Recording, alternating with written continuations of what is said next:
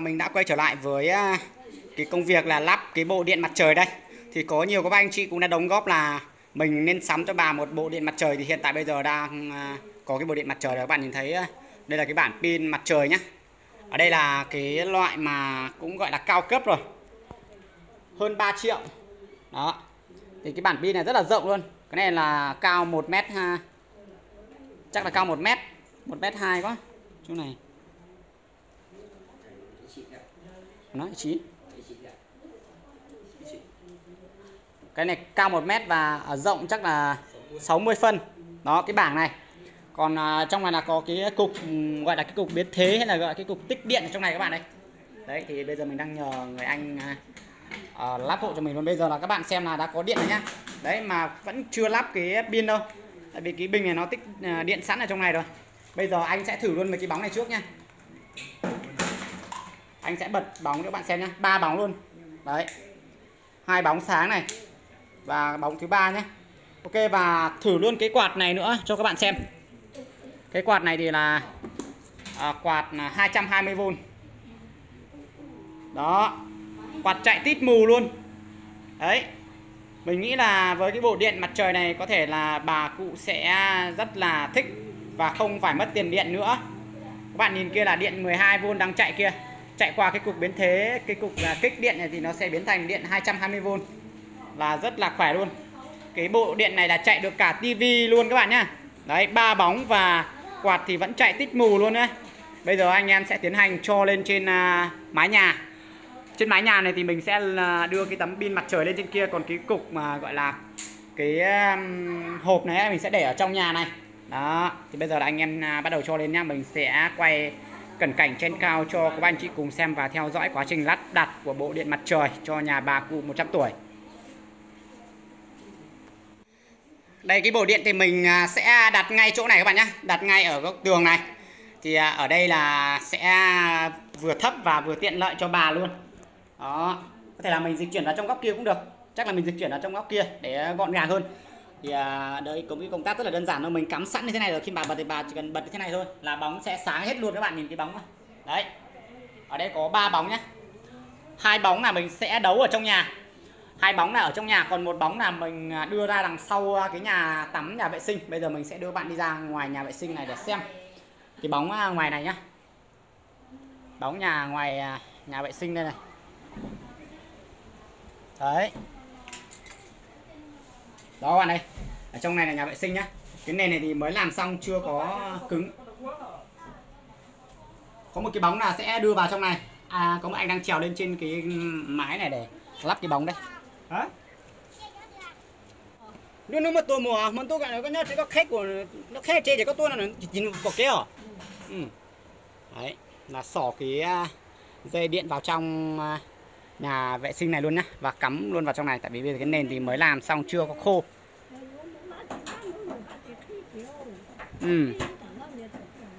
Đó. Khách được có khách sẵn đó đi. Đó, bây giờ anh sẽ buộc luôn cái đuôi đèn vào trong này.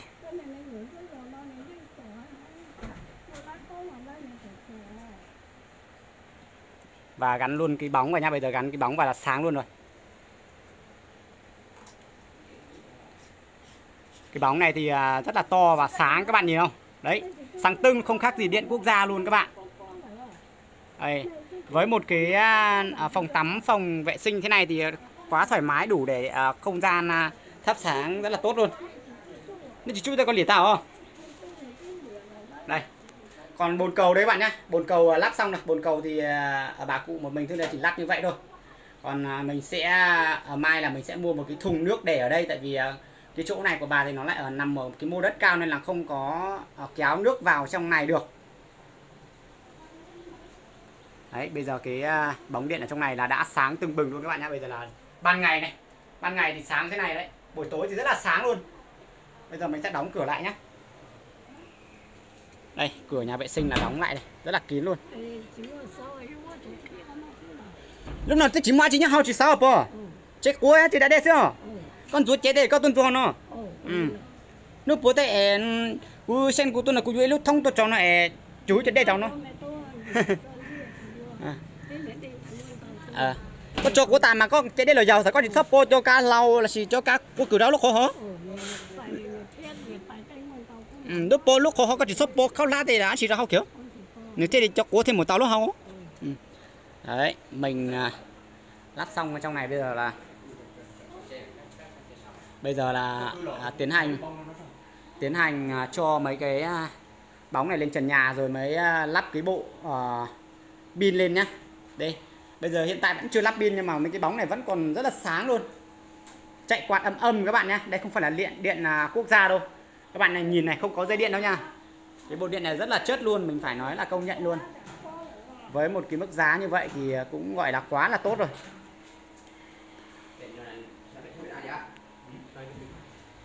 Bây giờ sẽ cho một cái bóng ở góc này và một cái bóng ở đằng trong này các bạn. Đấy, khu vực ngay chỗ này này, treo ở đây để cho cái khoảng không gian ở chỗ khu vực mà ngủ nghỉ của bà thoáng và sáng lên.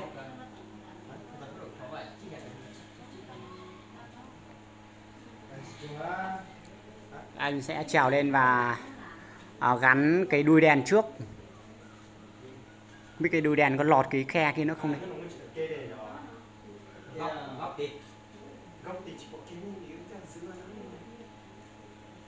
Sao còn tay tàn thôi chút bây giờ. Anh chỉ muốn nó chia ít thôi, con đáy lúc đó có thì mới nó chia chuối giặt không? Chuối giặt à? Chia cho chuối giặt đâu còn tay tôi tao nó cả.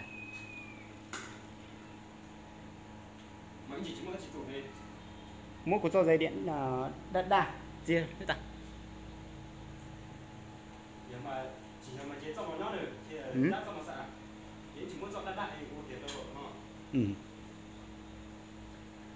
Đấy, bây giờ là phải tính toán là cái chỗ này là phải có 2 cái bóng này, trong nhà này phải 2 cái bóng luôn thì mới đủ để sáng.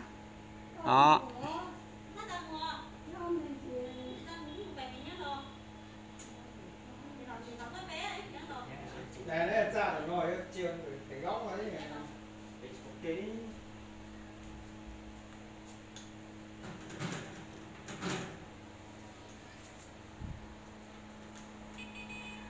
Đây quạt vẫn đang chạy tít mù luôn các bạn ạ.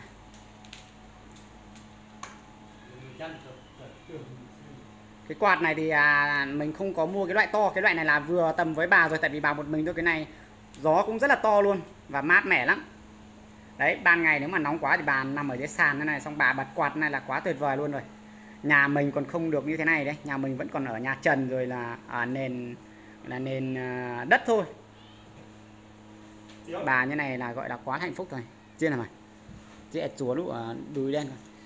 Bắt buộc là phải có một cái dây là bạn phải cắt đi các bạn ơi, phải cắt để mà mình mới nối dài được ra, tại vì cái thiết kế của người nhà sản xuất là người ta làm cái dây rất là ngắn, cái dây ở đây rất là ngắn ấy, cho nên là không có kéo dài được, phải cắt. Ấy chả chưa bạn, chị dàn nó xí mà. Chia chuột ra to mà, chuột ra to. Đấy, cuối thể chiên này có chiên nó có chuối da tròn da đắt rồi nó.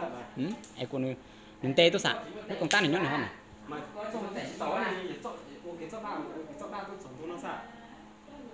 Cho đa tuổi mất cho tập chủ cái đó ra. Một lít ta, chia ớt rau ta. Đây bắt buộc là phải cắt như thế này bạn này, phải cắt như thế này để đấu vào một cái dây khác thì nó mới dài được. Đấy mình sẽ có chỉ cộng ít lúc cộng sao mà cộng ít lúc cộng sao mà cộng ít lúc đâu cắm to sẽ mới lúc bóng nối kiểu cái sao khi lúc chỉ kiểu lúc sao mà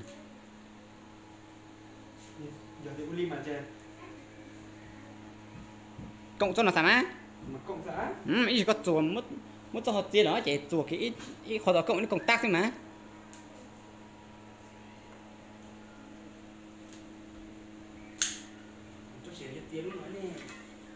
Nhưng mà chưa tạ,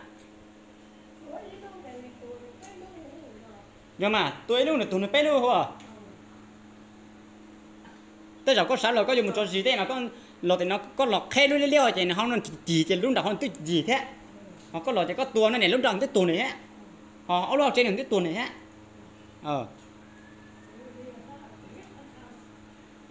ở lúc nào mà có là tạo tranh nút tranh mò tới chỉ một thể tôi sao có thế à. Tạt tí đi xưa. Như chỉ mua thì tôi sao biết đi. Họ có tài lên cho bé mà lấy sao biết.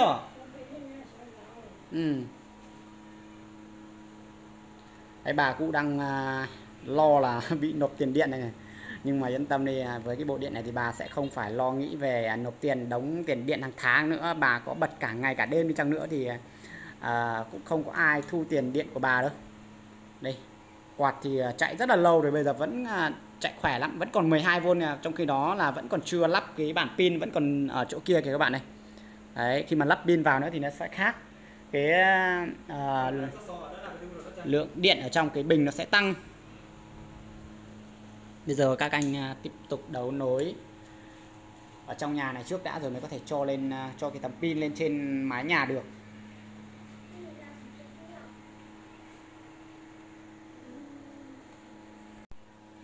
Các bạn ơi, phải nói là bộ điện này là một cái bộ mà mình khá là ưng ý và mình thích nhất ở đây.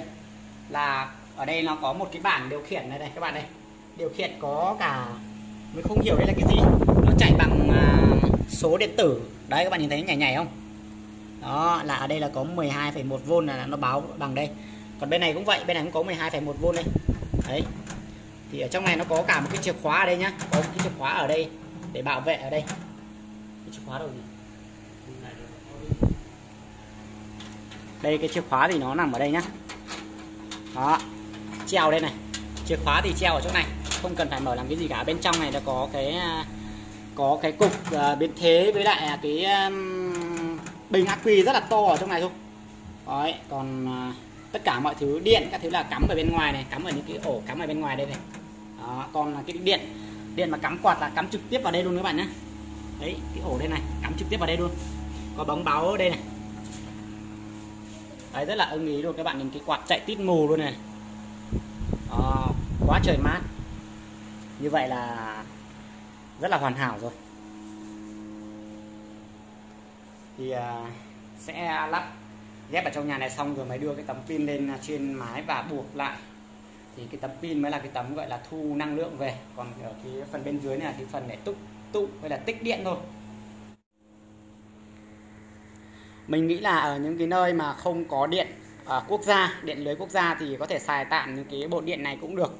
Với cái bộ điện này thì có thể chạy được cả tivi, chạy được cả quạt và chạy được cả 3 đến 4 cái bóng 12V. À không, 3 đến bóng đúng rồi, 3 đến 4 cái bóng 12V luôn các bạn nhé.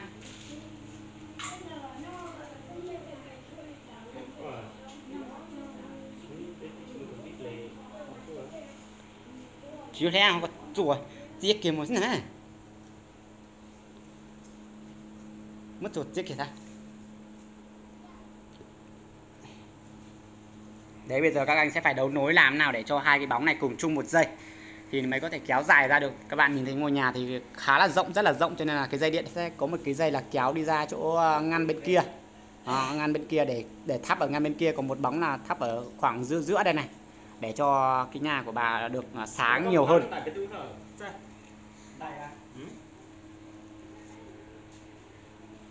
Cái bóng này thì mình yêu cầu bên cung cấp năng lượng mặt trời người ta phải chọn cho mình cái bóng to, chứ có một loại là nó nhỏ xíu bằng cái này này. Có một loại bóng là người ta, nếu mình không nói thì người ta cho mình cái bóng nó to hơn cái này một chút thôi, to bằng quả trứng.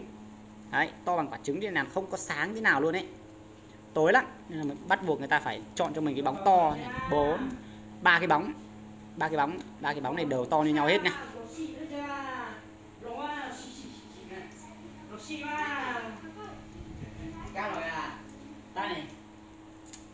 Tam ở đây nàyมั้ง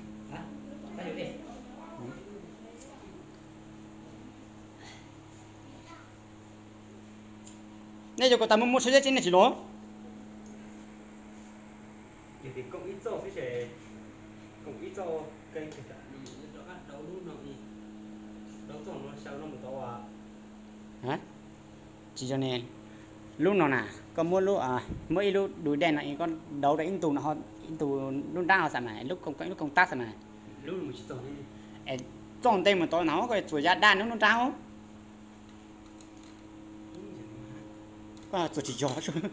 chuột cô cái chọn thế chỉ muốn chọn lại chuột được riêng này tao xong là chỉ chắc nó không sợ chỉ để muốn nó nối cái đó nó con nè ồ mà chỉ cho hết cứ xí trang mà cứ xí trang nó mới xứ để cứ hãy tại ô cái ít cho cũng cái ít cho nó một sẵn nó này hai cũng ít cho dày sư mình chạy tại cái chỗ nó bóng sư ít cộng ra tại chỗ nó bóng sư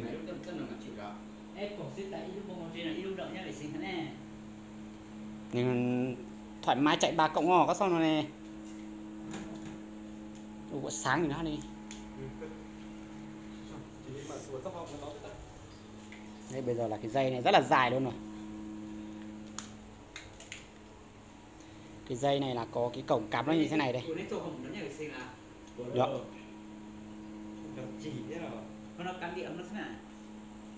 cắm điện nó sẽ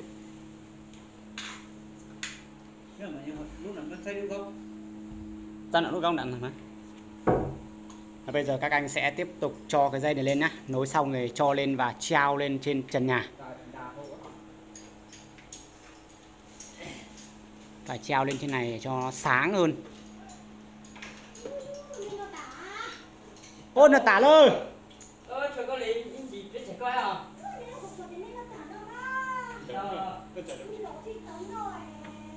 Bé nó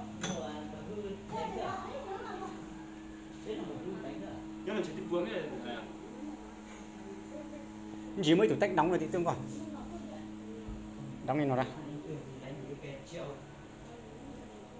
Đấy chắc là lát nữa phải lấy cái đinh đóng vào tường các bạn ạ, đóng vào tường để giữ cái dây này cho không bị loằng ngoằng ở chỗ này. Đấy còn bây giờ cái dây điện thì đã ngoắc được lên trên trần nhà xuống rồi. Cái bóng điện thì sẽ tháp một cái bóng ở chỗ giữa này nhá, tháp cái bóng ở giữa này và còn một bóng thì sẽ chuyển ra chỗ ngăn bên kia. Nếu mẹ ở chưa thở tại cái này nhận qua ta là được khổ rồi cô hết tụi đuôi giống cong là tụi nát số đuôi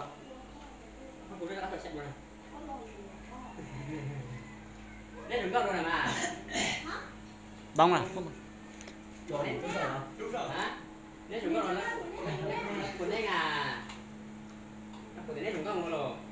đấy các bạn nhìn thấy sáng không? Ban ngày mà sáng tưng bừng như thế kia rồi buổi tối thì còn gì bằng nữa, buổi tối thì không khác gì điện lưới quốc gia luôn.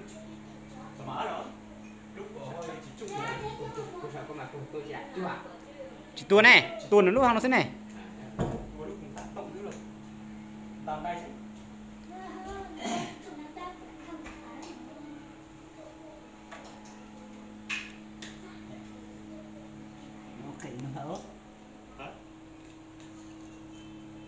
Ê, có những đại to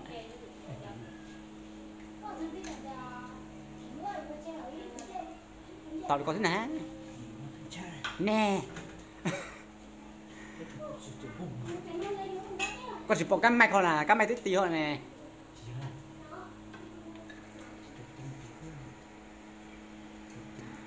Đấy, sẽ phải làm nào để cho cái dây điện đi gọn gàng nhất.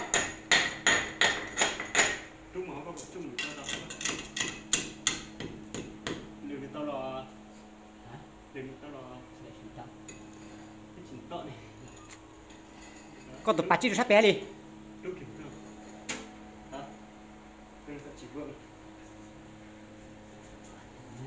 Dịch chuyển lúc nào mà đã thôi nó có mất là dịch chuyển một cái nào góc sao? Bây giờ là sẽ phải dịch chuyển cái bộ nguồn này đi ra cái chỗ góc tường kia để cho gọn gàng vào. Cái cục này rất là nặng luôn này.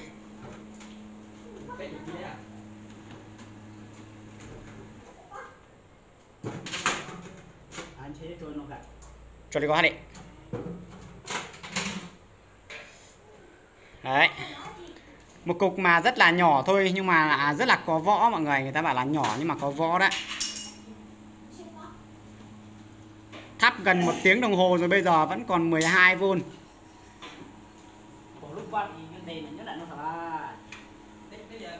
Chứ ở đây thì có chết người ta thôi. Bông rồi. Đây thì còn chết bông rồi.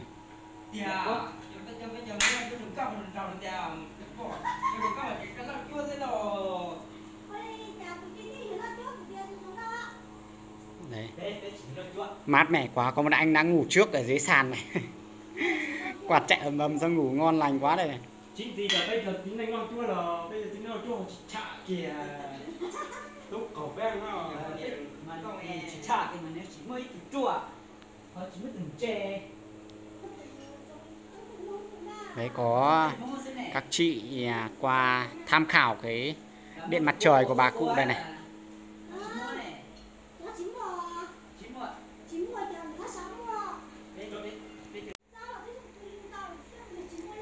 Đây, khu vực này là đang có cái quạt của bà, cái quạt mình sắm cho bà đang quay âm âm ở đây, nên là anh em về tụ tập nằm ngủ nghỉ đây đâu này. Bây giờ hiện tại ngoài trời rất là nắng oi luôn. Lắp xong cái bóng trên này rồi, cái bóng trên này thì sáng tưng bừng rồi, còn nối cái dây này và lắp thêm cái bóng bên này nữa là hoàn tất cái quá trình lắp ở trong nhà nhé, sẽ chuyển hướng sang bên ngoài nhé. Đây, còn cái bóng bên này vẫn chưa lắp đây.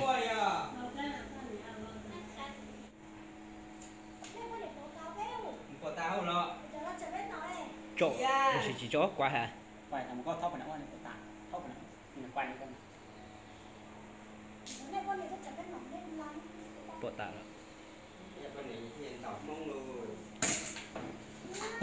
nhưng vẫn chỗ luôn đi điên hả? Đây nha, bây giờ là đã gắn xong.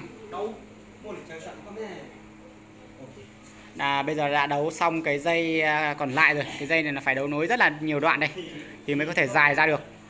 Đấy, bây giờ cái bóng này là được chuyển hướng sang cái chỗ mà khu vực ngủ của bà nhá. Cái chỗ khu vực ngủ của bà này thì có riêng một bóng, và cái ngăn bên này thì có riêng một bóng. Chắc chắn là buổi tối thì sẽ rất là sáng luôn.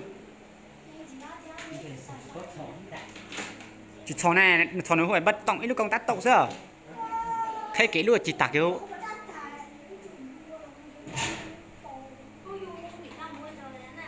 Đấy, bây giờ đã lắp xong xuôi và cắm vào là cuối cùng không phải là có một tốt rồi. Lắp xong xuôi và bắt đầu cắm điện thử cái bóng bên này nhá. Đây, người anh này thì ngủ quên luôn ở đây rồi. Mát quá, cái quạt chạy mát quá xong ngủ quên luôn đây rồi.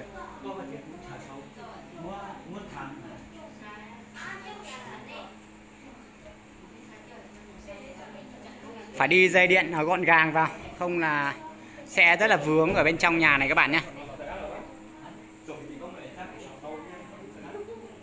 Đi thăm này.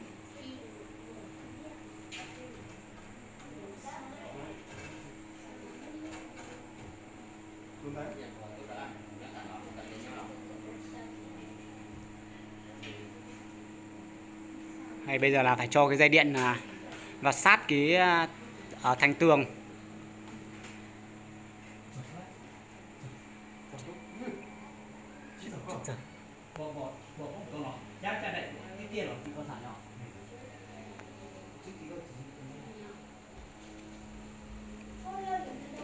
Cái dây điện này hơi ngắn một chút này, phải bỏ mất một cái vòng bên kia, tại vì lúc nãy là anh ấy buộc ở bên kia nên là cái dây điện nó bị thiếu. Đấy, bây giờ là dài thôi.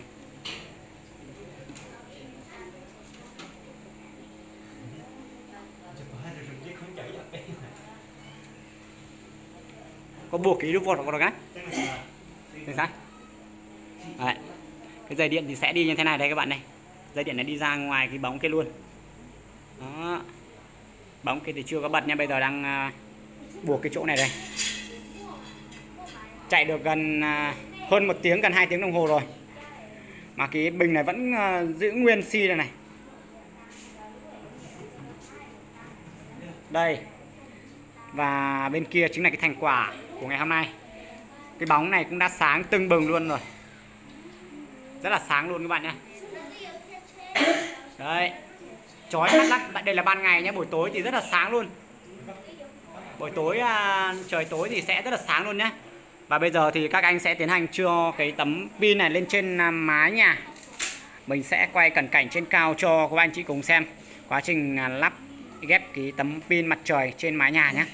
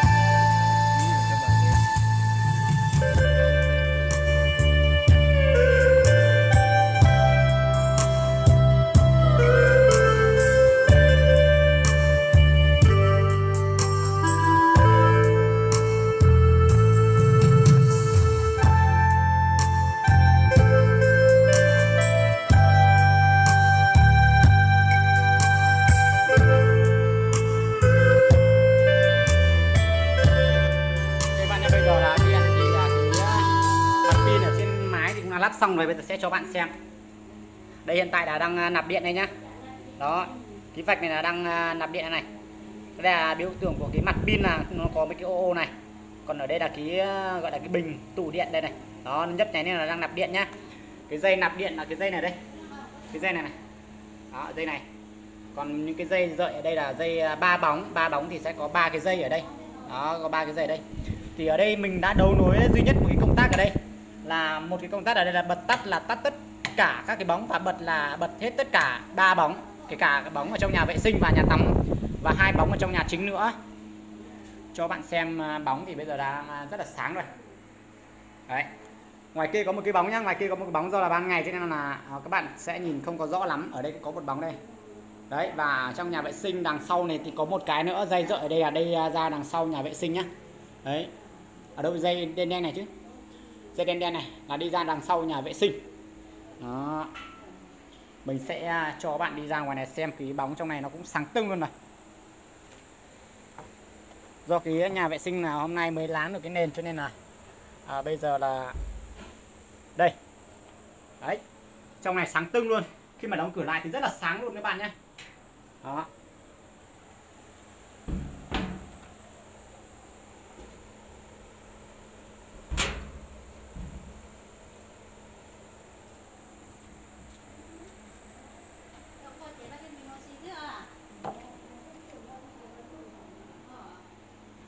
Đây, bây giờ quạt thì vẫn chạy gần 3 tiếng đồng hồ rồi, bây giờ vẫn chưa có hiện tượng trục trặc gì. Rất là ok luôn nhé. Ok bạn, như vậy là cái quá trình lắp đặt điện mặt trời cho bà cụ 100 tuổi thì cũng đã thành công tốt đẹp, và hiện tại thì mình cũng đang ngồi ngay cạnh cái bộ phát nguồn và cái quạt gió đang chạy ầm ầm đây. Các bạn nhìn thấy chạy ầm ầm đây không? Rất là mát luôn. Thì bây giờ là mình cũng xin khép lại video tại đây. Cảm ơn tất cả các anh chị và bạn đã luôn đóng góp ý kiến để cho mình ngày càng hoàn thiện hơn. Chúc cho tất cả mọi người vui vẻ, thành công, thành đạt trong cuộc sống, và đừng quên theo dõi những tập video tiếp theo. Quá trình trao nhà cho bà cụ 100 tuổi nhé. Bây giờ xin chào tất cả bạn.